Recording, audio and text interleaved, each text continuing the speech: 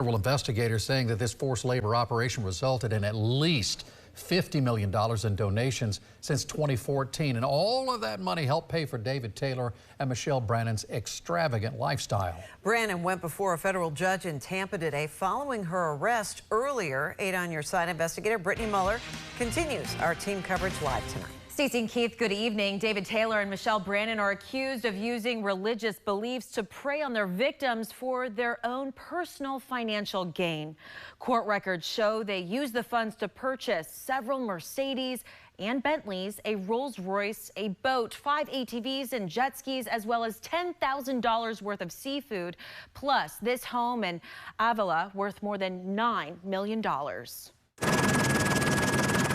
You're looking at 2 FBI raids in 2 states, North Carolina and Florida, that investigators say led to the arrest of 2 self-professed religious leaders and their connection to the Kingdom of God Global Church. Federal investigators say David Taylor, who refers to himself as Apostle and Jesus' best friend, and his second in command, Michelle Brannon, lured people in nationwide with promises to fulfill their spiritual hunger and work as unpaid phone solicitors at call centers to serve as Taylor's arm bearers in Michigan, Missouri, Texas, and even here in Florida, including Tampa and Ocala.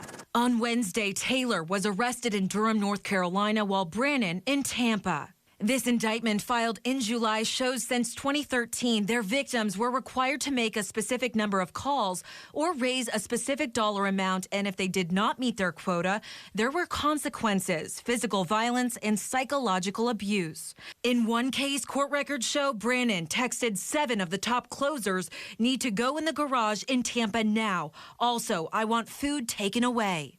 The indictment reveals that this forced labor scheme resulted in at least $50 million in donations since 2014, which Taylor and Brannon said would be spent on supporting victims of human trafficking, all while they are now accused of committing that crime.